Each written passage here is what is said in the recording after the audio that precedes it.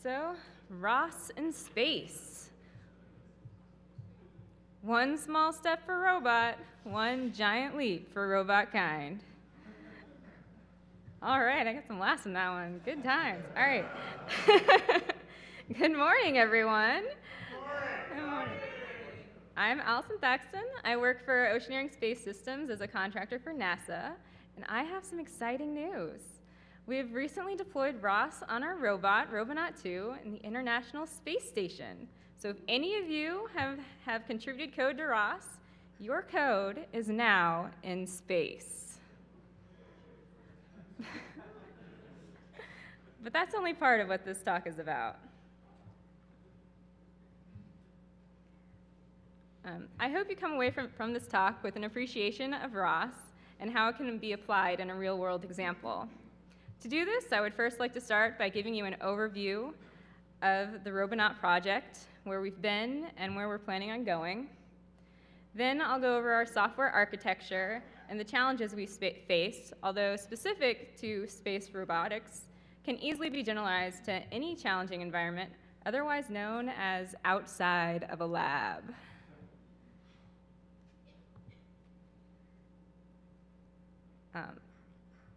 Okay, so the Robonaut Lab has this vision that humanoid robots will be assisting people in performing all of the dull, dirty, and dangerous work that we as humans don't really like to do or aren't very good at doing.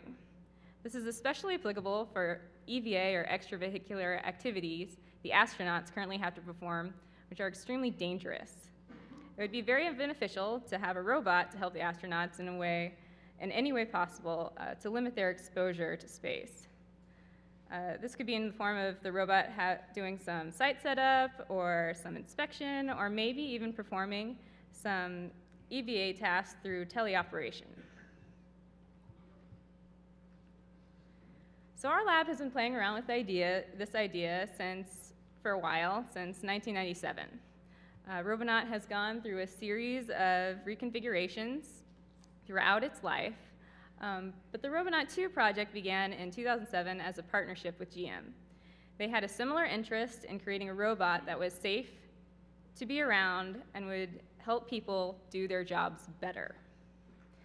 The mission managers at NASA saw the progress we were making and decided to put Robonaut on the International Space Station as a kind of proving ground for humanoid space robotics. So, what sort of tasks has Robonaut performed on the space station? He's done many things, as you can see here. This is just a small sampling. Unfortunately, none of these videos that I'm about to show you have Robonaut using the new ROS system, but this should give you an idea of the sorts of tasks we're able to do. And like a TV movie, these videos have been edited for content and to run in the time allotted, though none of them have been sped up.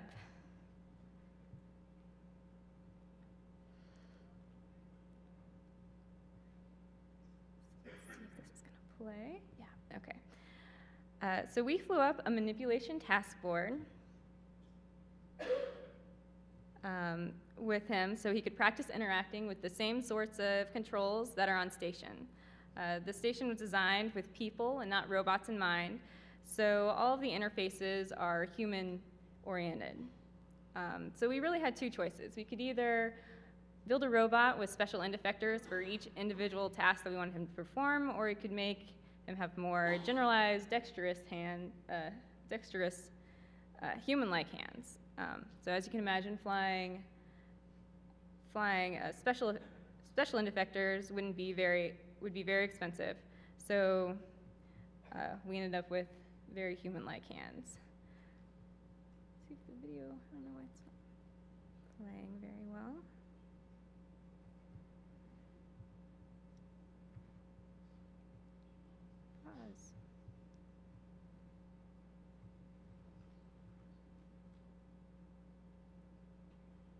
All right, well, let's try another video. We've also been working with a soft goods panel. This panel is a box which has a blanket attached to it. You can see there. And it's attached to it by quarter-turn tabs. It houses some soft boxes inside.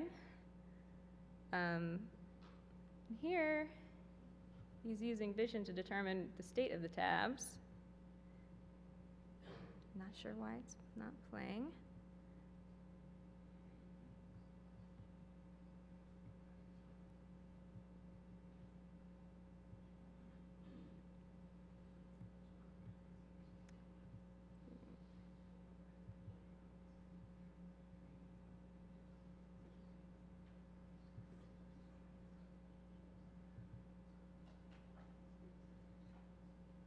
All right.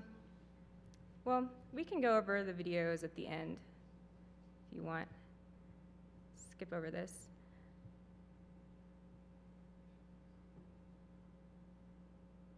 My computer is apparently not fast enough to be able to render this. All right. So he's done some work with these panels that we've sent up. And so those were sort of constrained tasks. We knew what they looked like before we sent them up, so we sort of can figure out all the depths and everything that we needed already. He's also done some unconstrained things, like scanning a cargo bag with an RFID reader. So here he does some online path planning to figure out how to scan the bag, and he locates the bag with his vision system. Oh good, this one's playing. And so in order to do this, he has to go over every inch of the bag. Now this is a very important task because the astronauts actually have to do this like a lot of the time. They have to do inventory. And so that's kind of one of the dull tasks that they have to do that they would really kind of rather shove off onto a robot.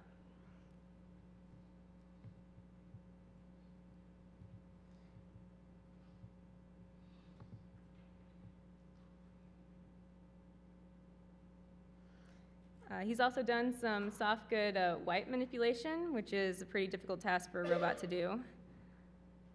I know they look like Kleenexes out there, but he's actually able to grab onto it and hold it and transfer it between his hands. And so again, I'll try to play these for you at the end since they don't seem to be playing now.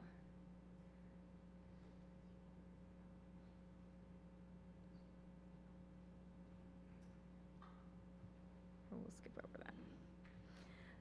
So for these kind of more complex tasks, which are hard for a robot to be able to do, it's hard to predict how a wipe will come out of its little container.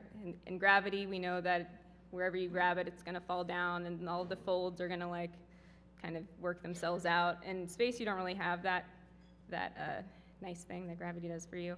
So it really depends on how you extract it, how it's going to where it's going to be positioned. So actually the handoff is kind of a hard thing to do. So for these more complex tests, it's probably better, or might be better and quicker, to just teleop the robot. So he's a humanoid robot, so it makes sense to have to put a human directly in charge of his control. So here you can see in the back, you have an astronaut. It's hooked up into our teleop gear. And he's looking through this set of virtual reality goggles to grab this roll of tape that is spinning in front of him. And so we can look at that later. So what are robot's next steps? So he's getting a pair of legs. So far we only had the torso on the space station, and he's been bolted in. But now he'll be able to climb around. He'll actually be able to move through the space station. This will let him practice navigation in a somewhat safe environment for future EVA work. Along with a new pair of legs, this upgrade let us completely redesign our software and upgrade the onboard processors. So now future operations will hopefully look a little more like this, where he is able to navigate from handrail to handrail using his specially designed feet. We did specially design this because we knew that he will only be navigating through handrails. Handrails are positioned all over station. It's how the astronauts pull themselves around. They're mounted on seat track, which is like the kind of track that's in airplanes that hold your seats in. And so We performed this test in our gravity offload facility to test out our new ROS control. This is actually using ROS control, and just to test out our software.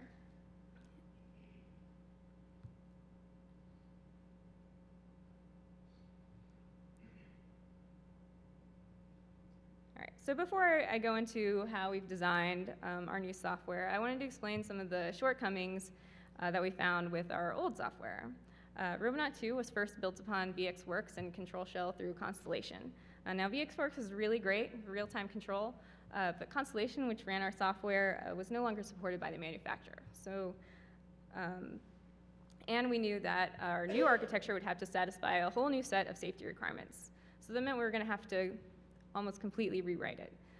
So instead of just continuing on with this like outmoded software, we decided to look around to see what else was available.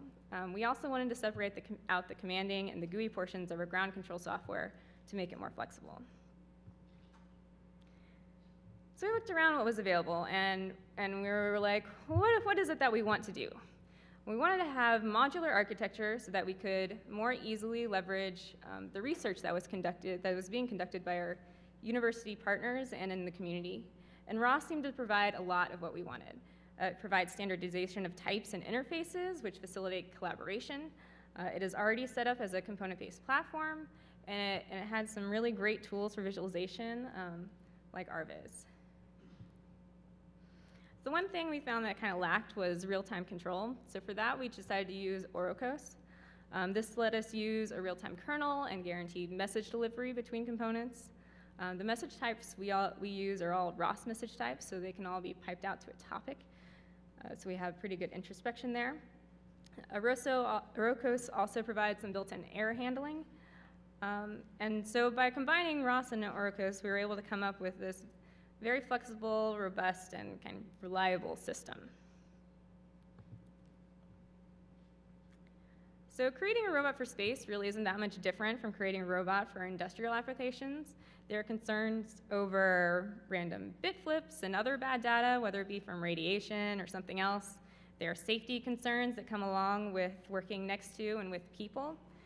Our concerns are maybe just a little higher due to the confined remoteness of the space station. And there are also concerns over navigating obstacle-rich environments, which the space station certainly is. Finally, there are communication concerns over data security, poor connection, bandwidth restrictions that parallel challenges in the industrial market. So first, let's look at the radiation problem, or what I'm calling the radiation problem, which is really, how do you tell if a value is real or corrupt? Our solution is to use redundant software. Each joint has an embedded controller. You can see the blue boxes on the top. And those controllers monitor themselves for faults, for things like joint limits and encoder drift and a whole bunch of other things. So they monitor themselves, and they'll throw up they'll one, safe themselves, and two, set a fault bit that we can read. We also have two virtually identical processors, what we call the pilot and the captain, and these are running virtually the same code. So they read the data that's coming off of the joints, and they do all the control, and then they do all of these safety components. So in order to make everything communicate, we use ROS. So ROS connects all of these processors together. We have the two that are virtually identical, doing the same calculations, at about the same time. And then we have a third one on the bottom, which is the engineer, which we call the engineer, and he does the oversight. So he also calculates the monitors, although he doesn't read the data directly, he gets that from the other computers. And he also does a comparison between what the captain and the pilot have calculated and make sure that they're close together. All right, so we connect all these things together using ROS, and each processor, and since ROS isn't a reliable platform, each processor is also set up to perform an independent safing action, so that if the ROS core goes down or becomes corrupt or something terrible happens, the robot will still be able to safe itself, which is turn off motor power. We operate under a must be safe directive instead of a must work directive. So for us, the safest state for a robot is a robot that's off, which is not a very good robot to have, but that's how we operate.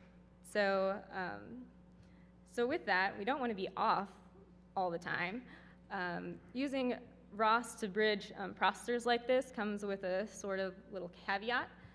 All the processors have to be synced to the same time source. We're doing some comparisons on values which are dynamic when it's moving. And so even with the time syncing software, we would sometimes run into a problem where one processor was just lagging a little bit behind from another processor, or at least the ROS topics were lagging a little behind. And so sometimes it would randomly shut off, so we had to add in additional filtering to remove those kind of not real aberrations. So we weren't randomly shutting ourselves off. But all in all, it worked pretty well. This architecture is pretty flexible, and it comes with a lot of redundancy. We're required to be fault tolerant on a lot of our things. So overall, we're pretty happy with it. Another problem we have is crew safety. We handle this by closely monitoring our forces and momentum. So one of those components, or at least 3 of those components, involve forces and momentums. So not only do we have duplicate monitors running over different computers, we also do these force calculations in 2 separate ways. We calculate force both using the joint torque and the load cell data that we have on the robot. And then additionally, momentum is calculated to limit the peak dynamic force application. And so these things are derived from other components that we have going on, like our FK component and the URDF. All these calculations are solved additionally in 2 different ways. They're solved both with respect to individual limbs, so that no single limb will go over our limit, and with respect to the whole body from the base frame, which is defined as the frame that's connected to station. So as we're walking along, this frame is expected to change as we go from one hand to the other. And each of these calculations is attached to, we're able to reuse the component here, this orange one, which is a wrench monitor. All these things are have the same data types. So we have different instances of the wrench monitor to do this monitoring. So it really cuts down the amount of code that we have to maintain. Additionally, they're hooked into the e-stop component, which performs the safing action, and a watchdog component that makes sure that they're all active and alive and healthy. So we have a very good understanding of the dynamics of our robot. So we can introduce additional task level safeties into it. Oops.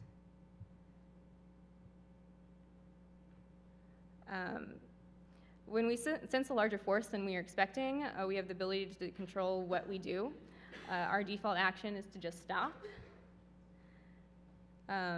So this makes it very safe to work around and makes it easy for us to control what makes sense in certain situations.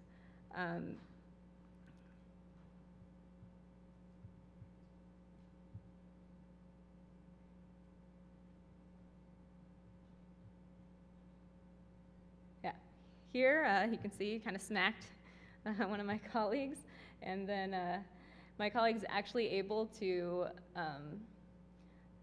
if you give him a nudge, we program him to continue on. So he'll stop when he hits somebody, and then you can tell the robot non-verbally when it's safe for him to go on. So there you can see he pushed him a little bit, and then he moves on.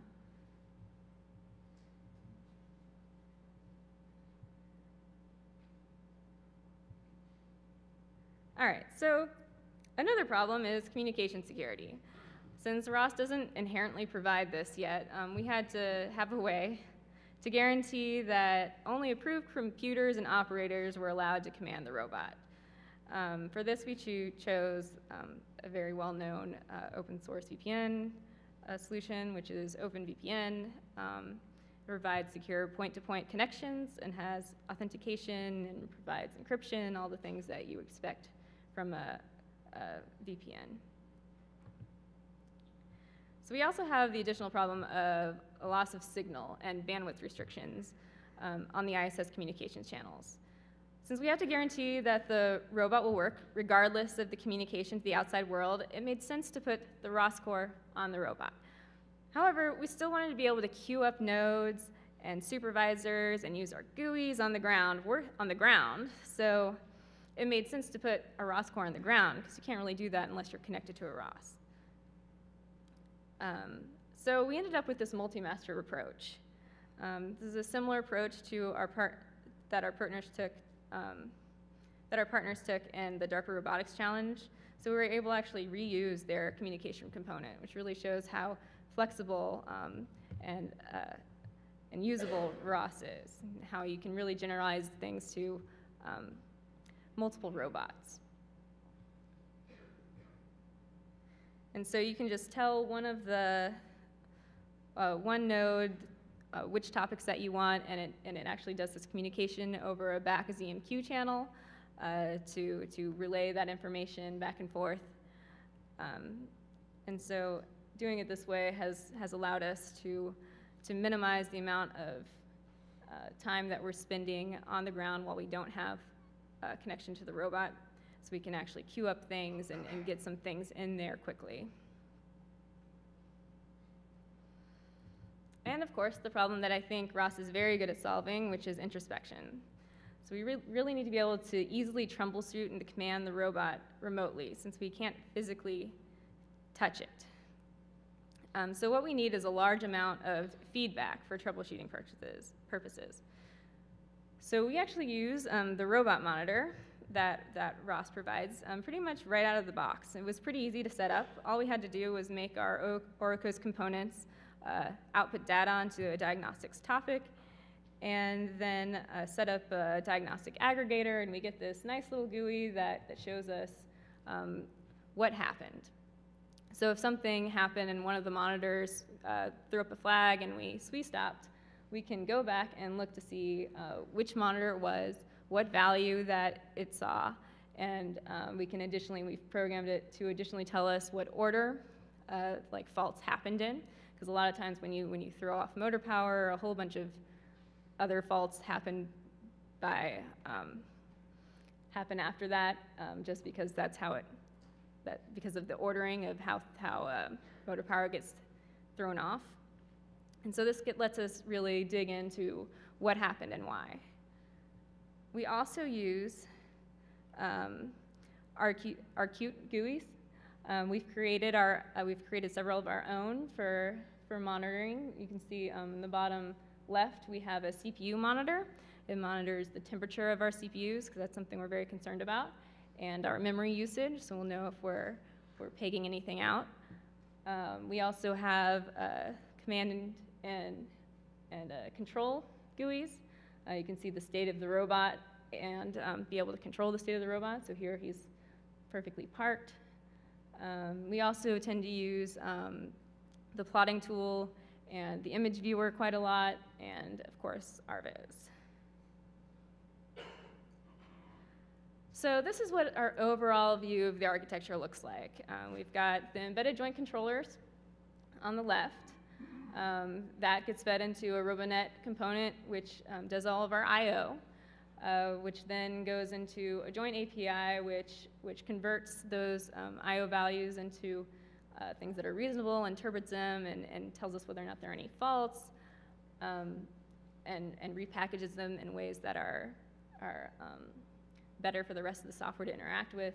And we have our control component, which does all of like the trajectory management, and that sort of thing. We have our safety monitoring, which is part of our safety system, which is very important. It's on ROS. And then we have our supervisory and vision and kind of the upper level controls. And that we're envisioning to use mostly ROS components for. And these are the sorts of things that we're really excited about collaboration with and doing in the future. We really have been focusing thus far on the safety and control loop sections to get the robot prepared to go into space, and now that has happened, we're really excited to look forward to doing all of these kind of cool upper-level ROS controls. So getting the legs on station was sort of a many-month process. Space station hardware kind of moves slow. The legs and the processors and everything left JSC in November of last year, and then were launched in SpaceX 3 in April. They were finally unpacked, and the upgrades began in July. And so we've finally recently finished a full integrated checkout of the robot using ROS just this past week. So we were able to confirm that everything was connected appropriately, and we were getting data back off of all of our sensors, including all of the vision cameras and the Swiss Ranger that we have in his helmet. So it was actually really exciting. He's getting really close to being able to turn on motor power, which is the next big step. And we're expecting to be able to do that before the end of the year.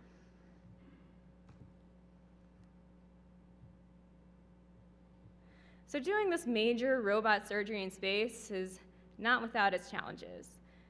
Since we were changing the software architecture and even changing some of the software at the embedded level, the control level, we had to transferring calibration was a little bit tricky.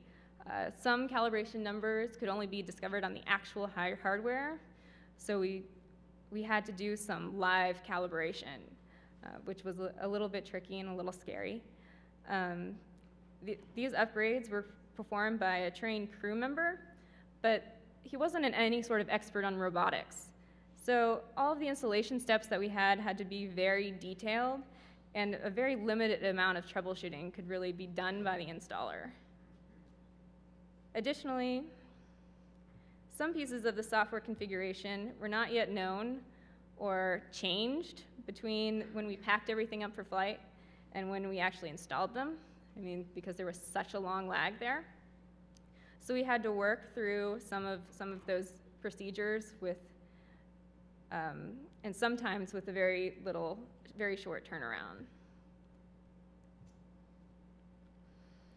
So doing this, we were prepared for many eventualities during the upgrade process. It was kind of a scary thing. So we flew spares of basically every component that would be removed, and even some of the components that would be installed, because you never know what's going to happen when you break open a robot and start messing with things. So it's also kind of amazing how easy it is to lose parts in the ISS. You would think, being in such a confined space, that wouldn't be an issue, but it is.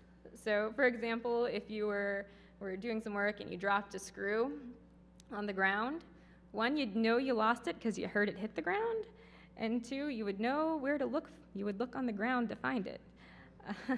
In space, you don't really have that. So when you drop a screw in space, it just kind of floats away, and you don't really notice. And then by the time you're like, oh, I need that screw, you don't know where it is, and you don't know where to look to find it. So we end up just using spares. So it's like, go look in bag 27F over there and pick up our flight spares. So it was really great to have lots of extras of things. And so this sort of thing is something that happens a lot on the space station. And so it's kind of one of the reasons why operations tend to take a long time. Also, our communication slots to the robot are highly controlled. And as a result, software checkouts tend to be very time compressed. And during this time, we have loss of signal that we're having to deal with and poor connection.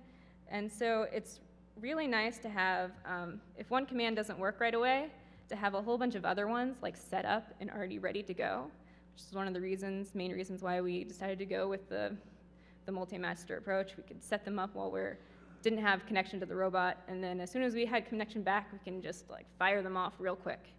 And it was also important to log everything, so that if something didn't work, we would have the data we needed to later go back, not in our time slot, and figure out really what happened and come up with a plan of attack.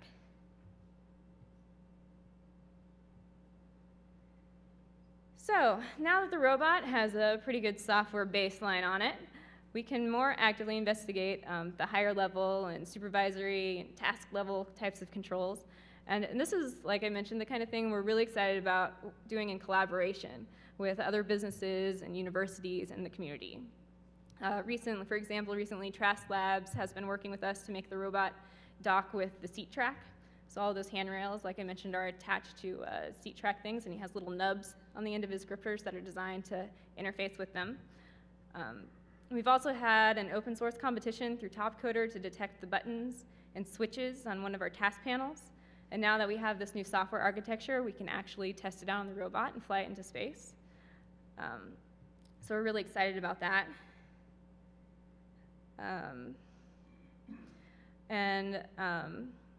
Of course, there's the navigation and path planning that is new for us. Now that he can actually move around, we can just start to attack this problem more thoroughly. We have been working with a university partner to come up with some of this already, but this is kind of a hard problem to solve. And we're hoping to do some more complex tasks, like additional types of inventory, some IVA cleaning, such as vacuuming that they have to do, and some EVA preparation, such as maybe simulated welding. We also hope to expand the teleoperation capability. So I wanted to mention one thing that you can do if you wanted to contribute to or have your software running in space. We do provide a R2 simulation. It recently, we haven't had a lot of time to work on it, but it is out there, and we've recently started to make it work with Indigo. We're just starting though, so I make no guarantees on how well it works. It does compile though. So the way we have it set up, just so that if you go there, you can figure it out. Master will always be what's running on the robot. So our robot is very far behind the ROS curve. We are actually still running Fuerte. So the master branch of our repo is still Fuerte. So if you want to contribute something that you want to see on the robot soon, I'm sorry, but you're going to have to work with Fuerte. Other than that, we're trying to make branches on the repo that support the different versions of ROS. And so there you can contribute if you see something wrong, or if you want to help us get it working in Indigo. There is an Indigo branch. There are also branches for Hydro and Groovy, whatever is your preference, if you just want to try to figure out how to make R2 do something cool. And we provide models of the ISS and of the robot. So soon we'll be able to climb around space station, something like this. Of course, this is the movie that works.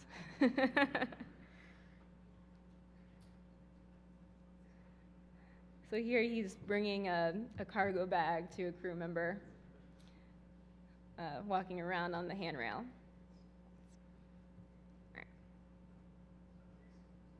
So I'm going to see if I can get those other movies to play, and while I set that up, you guys can think of questions, and I can answer questions during the movies. Thank you.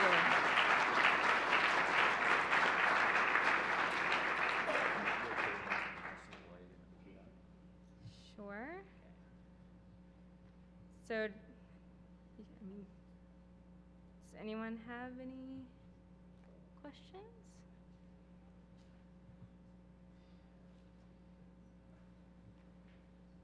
What kind of bandwidth latency do you have when you're able to communicate with the robot? The latency is about half a second each way, so it's about a second total. Talk about security. Who are you concerned about listening in on your I don't know. It's like one of those things we're afraid that hackers will, you know, take over the robot and go all Terminator style on there. I don't know. Another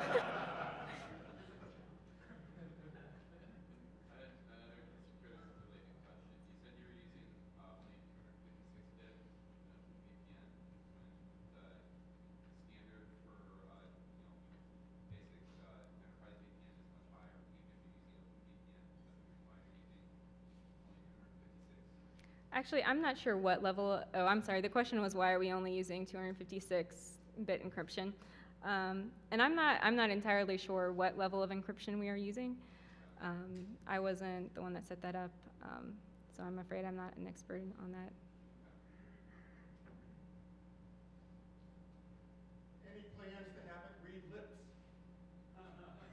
to have it read lips. Well, one day, maybe, we could have it read lips. I mean, it depends on if there are packages, software vision packages out there that can read lips, then sure, we can put that on the robot.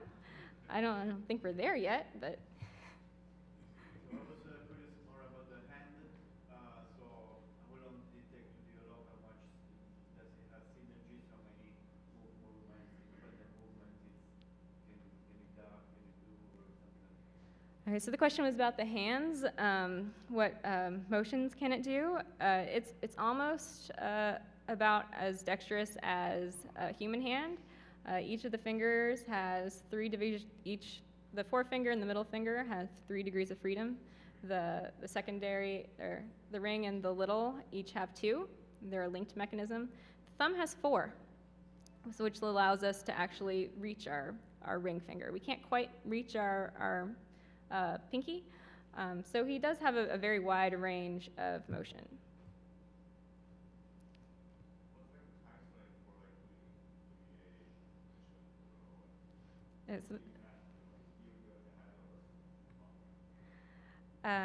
So the question was, what's the time frame for the EVA abilities?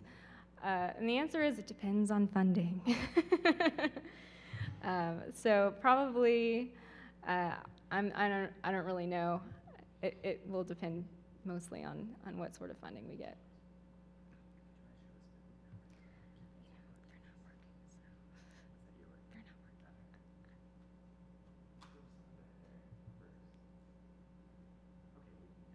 Do you guys use radiation off them? And if so, what's the type of CPU that's running on the robot? Okay, so the question was about radiation. So our hardware is designed to at least deal with the radiation inside of the ISS, which is different from the radiation levels outside of the ISS. We do have, things are shielded, but the processors that are running are i7s. So they're not the rad-tolerant processors that you would find in an EVA type of robot that would be super slow. We do have the ability to do things quickly. What's the length of the mission and what happens to the robot after that? So the question was, what is the length of the mission and what happens to the robot after that? You know, the length of the mission is one of the things I'm not really sure of. I mean, he is on space station. It is expensive to put things on space station, so I imagine that we will still be using him for a while. I know space station's life expectancy is, you know, also an issue. It's coming up kind of on its end of life in the next like 20 or 15 to 20 years or something from now. So there's that. So he'll probably be up there until the space station gets derated. And then at that point, it might be human derated, and then we'll just have robots there doing experiments. So I don't know. So he might actually be there for a long time. All right, one more question. Just ask about the multi-master setup. Uh-huh. Particularly, I've been using multi-master KIE. Which one are you using? Have you created your own bespoke solution for it, or have you used one of the existing packages? And have you experienced any kind of bottlenecks or problems or issues that you have to resolve? Okay, so the question was about our multi-master setup and what we're using. We're using our own built node or application for that, mostly because we're in Fuerte and most of the cool multi-master things came out after that. I mean, we have run into some issues that we've worked through with it, but really it's been okay. It's worked decently. Sometimes it gets a little behind if we're piping down a topic that's going really fast, but then we just know, don't pipe down a topic that's going at like 600 hertz. You really don't need data that fast. So it's worked pretty well. That particular component has not been open sourced yet. I asked if it was open source. We have open sourced the library that runs our new controller, and that's a part of the stuff that's on our R2 simulation website, which is on Bitbucket. There's probably a link to it on ROS somewhere.